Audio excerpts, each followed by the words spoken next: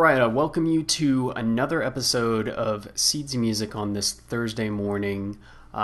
Here we have, I'm switching it up again, trying to stagger it a little bit. Instead of doing an interview, I'm doing another mini lesson, and this one is on web design. Why bad website design actually turns your fans away and what you can do about it.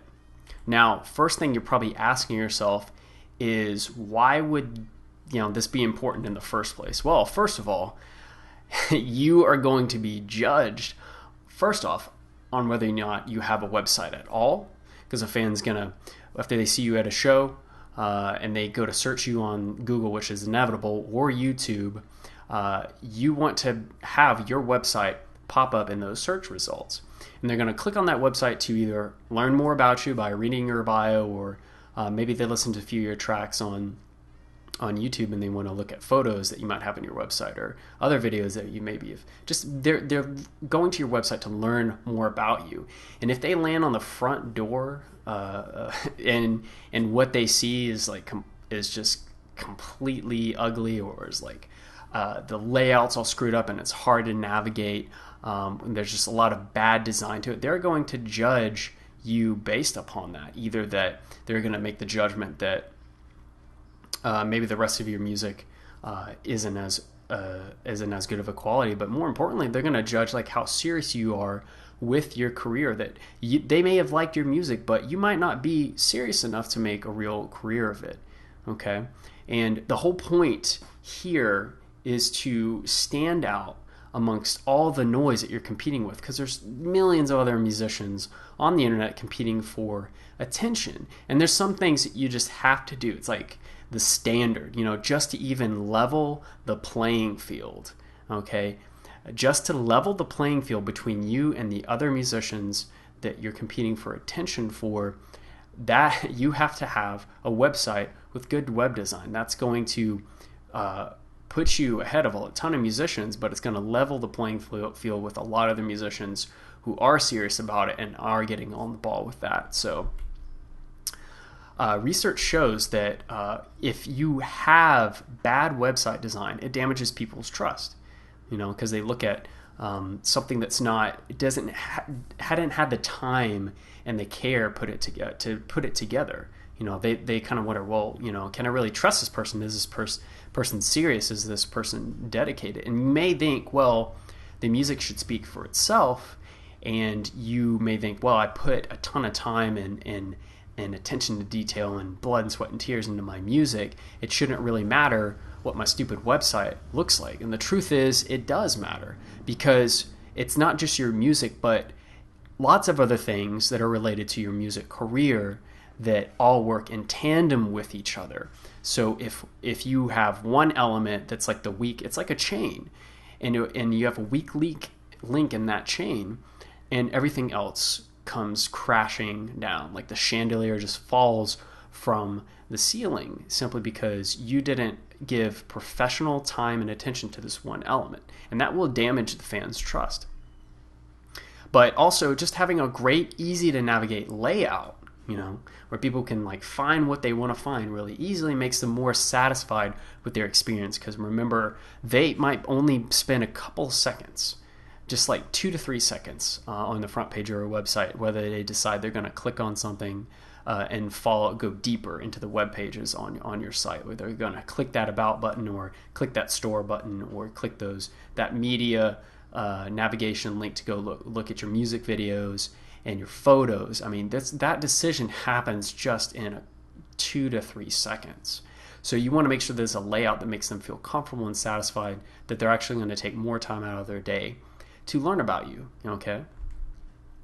Also, you, like I said here, you have less than a few seconds to grab and keep attention. So why take chances with that? Why let slack up on your website design when you have a fan there? You only have a few seconds to get them deeper into what you do, and hopefully get them to connect with you in some other way, whether it's social media, and ideally getting them on your email list. So I'm going to go over lots of things that you need to avoid when it comes to designing your website. Now, again, website design is just things like colors, layout, typography.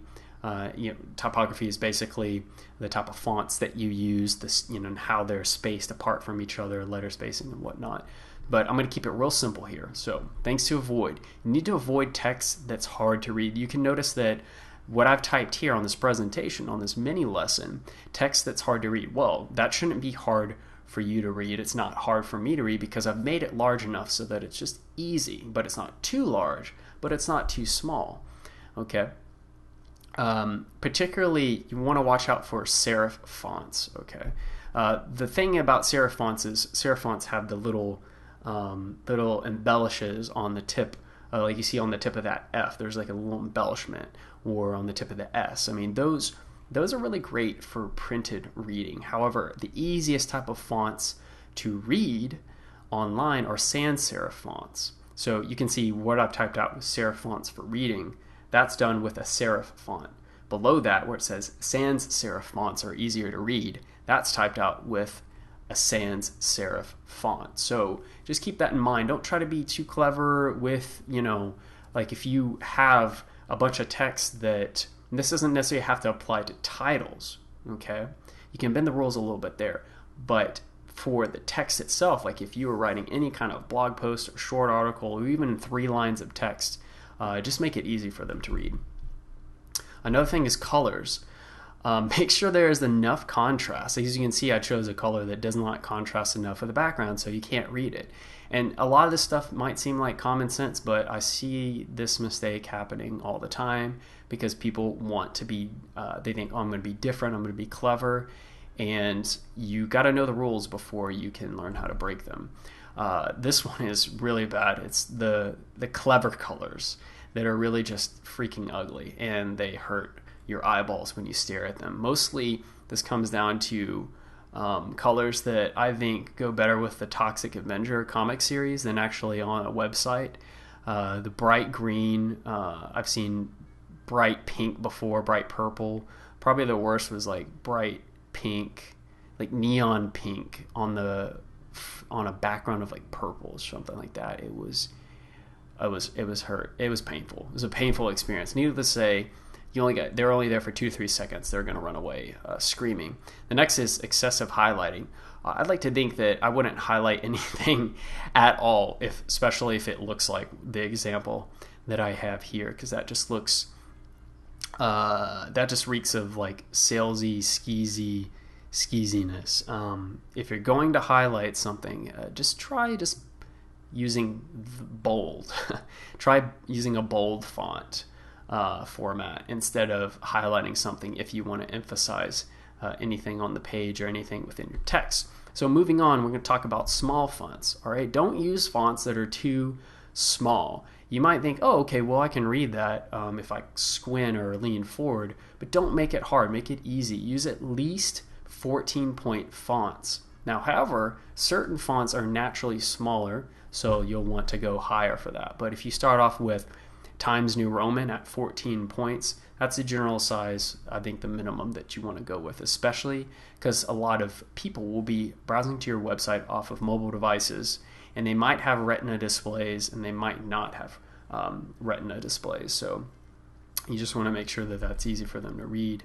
This presentation itself uses a 30-point sans serif font for easy readability. Now, okay, wait a second. Right. That was music autoplay. Let's just say ditch it, okay? Because I have never, in my experience, me personally, it's annoying, but I've never heard of anyone say that they actually enjoyed having music autoplay on as soon as you visit the website. The reason is when a fan lands on your website and they're only there for a couple seconds and they get this jarring, it's not necessarily that they're getting blasted with music they hate. It's just like it just kind of shakes them, like it jars them. It's like too dramatic in a sense, and most people browse with a ton of tabs open, so they're really just spending their time hunting down which tab they opened and trying to shut off the music that's coming from there. And there's a lot of advertisements that have audio autoplay features, so you don't want to associate yourself too much with that. So I'd say just ditch the music autoplay. If they want to check out your music, they might do it on YouTube first before they purchase anything. Or if they're at your website, let them go to your music section and hit the play. Or if you have a widget on the front page that has a track available to play or several tracks, just let them call attention to them and let the fan click the play button themselves. So the next thing is too many colors, having too many colors. I wouldn't use more than like a couple colors, 2 to 3 for your website, and make sure that they kind of make sense together. So no neon pink and purple. Just make sure that it's not hurting people's eyes. And if you need some ideas on color coordination, you can just Google color theory and read a little bit about that and just pick a couple colors to go with that. But usually simplicity always wins out in design, so don't use too many colors on your website. And this doesn't really count, I don't think, for links. If you have links on there, you can have a separate color for your links rather than everything else that might be the main colors for your website design. Now, as for your writing, this is really important because you need to keep an eye on your grammar and spelling, because if you want to be a professional musician, playing music as a profession, meaning, let's just say, semantics aside, you make a living from just music-based income sources. You are a professional, so you have to act professional. And what do professional people do? They use proper grammar and they use proper spelling. Unless you're writing, unless you're really savvy and you're writing a lot of blog post content, and the way you're writing is from a unique voice, and you're speaking with a lot of slang or jargon or whatever, that's fine. But the problem you run into is when you have common grammar errors that people know you meant to say one thing and you said something else. A great example is mixing up your and your. One is like a possessive, is the possessive form, your. The other means you are. So just simple things like that, or typing the, T-E-H instead of the, you get the idea. There's a lot of common stuff that you just want to avoid because it makes you look unprofessional. Like you didn't take the time to go back and proofread what you put out, and that makes it come off like you don't care as much as you'd like people to think. So some other things to cover here. A big thing is having outdated material. You want to be consistent with whatever you're posting to your website. So if you commit to posting a new video to YouTube and putting that on your website, or writing blog posts or whatever it is you're putting up there, you want to stick to that and make sure that your website stays updated. Because if a fan goes to a website, even if it has good web design, but they see the last blog post or the last video that was uploaded or the last song that was uploaded to the store, or the last comment was like a year ago, they're going to wonder if you're still in the game, you know? And that affects their decision to connect with you, because they might think, okay, well, they're not doing anything, so I'll come back later. And the thing is once they leave your website, it's very unlikely they'll ever come back.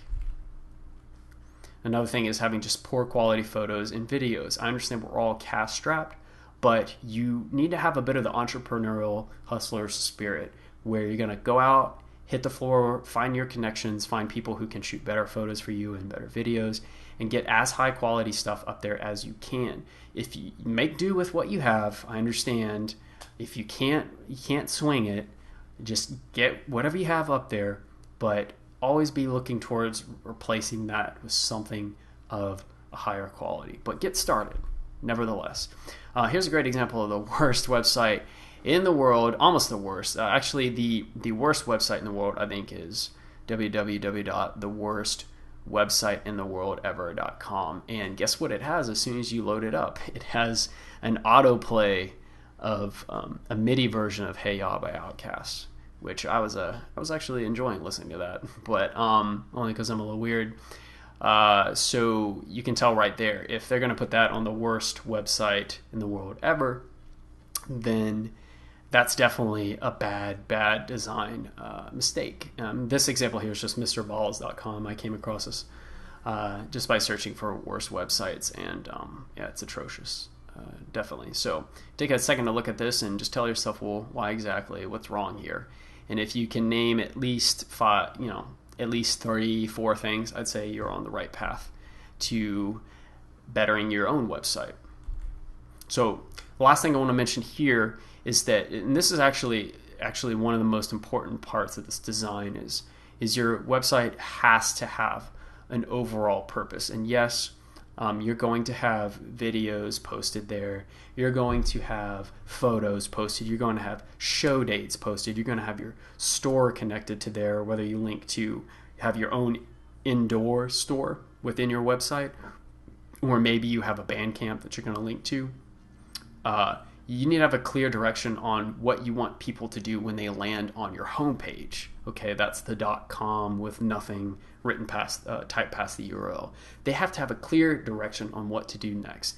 And that clear direction should be getting that fan to sign up to your email newsletter so you can start building your list. Because the email newsletter is going to be the most important asset that you will ever own in your music career. So having said that, I want you to go and take a look at your website and start applying all of these things that I've talked about. Like, don't just say, oh, okay, yeah, that makes sense. Go take a look at your website, compare it to all these things that I'm talking about, and start and write down, like, for each one, a way that you can improve it, and just take one step forward.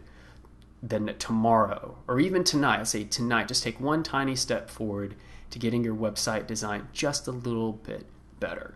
And then the next day, take the next step. And the next day, take another baby step.